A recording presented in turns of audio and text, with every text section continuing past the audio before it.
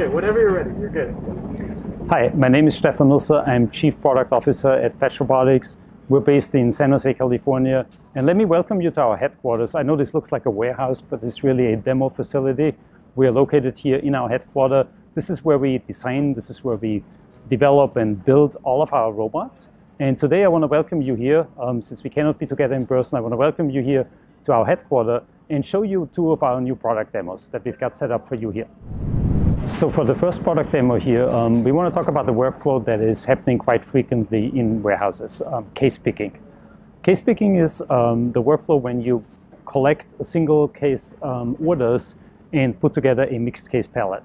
Now that happens frequently when you put together a pallet for a store, but it also happens when you have a picking operation in the same distribution center and you're putting together that mixed case pallet for a forward picking area.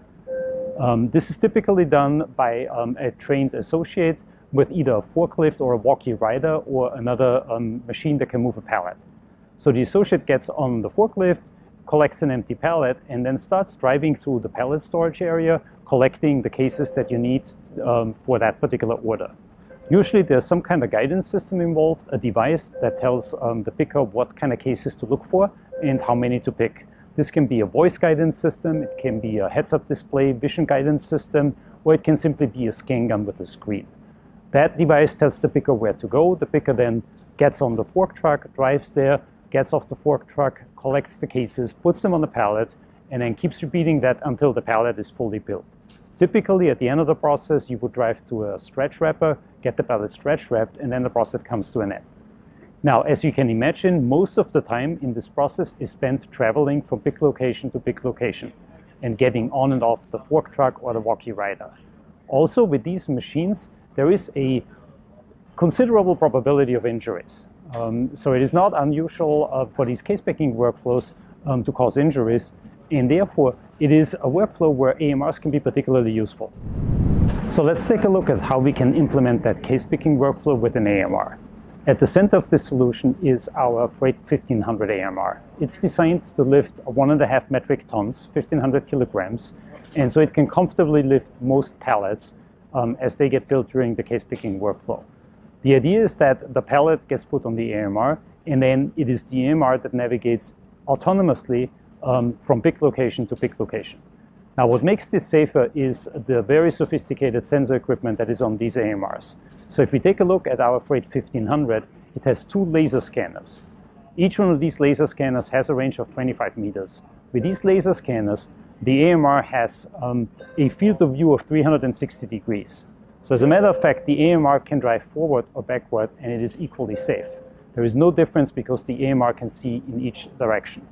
It also has 8 3D cameras, which allow it to see and discover any obstacles that are on the ground or any overhang that is high up that may hit a pallet once it gets higher. So what we're seeing here is the AMR on its way to meet the picker.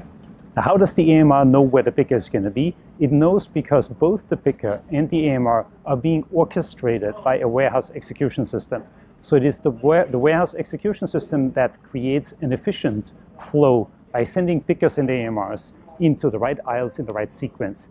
Now that minimizes the time the picker spends walking, and it maximizes the time the picker spends actually case picking, because we try and send the next AMR for the next pick nearby right after the previous pick is complete.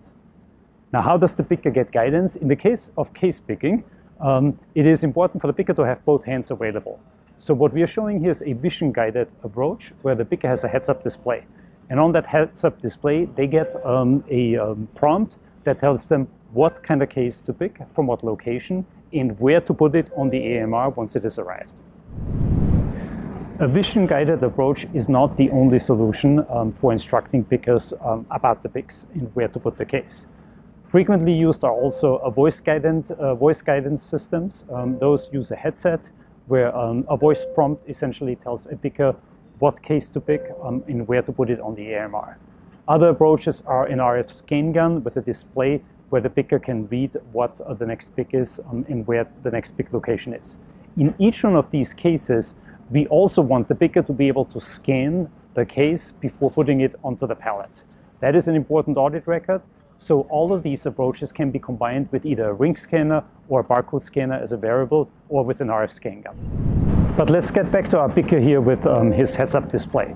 So this picker has just completed the pick, and now the heads-up display is directing the picker to the next pick, which will be with a different robot. So you're going to see the robot and the picker disengage. The robot is going to continue on into the next aisle for the next pick that belongs onto this robot's pallet, whereas the picker remains in this aisle, reducing walking time, and is being directed, again with the heads-up display, to meet another AMR that collects cases for a different pallet.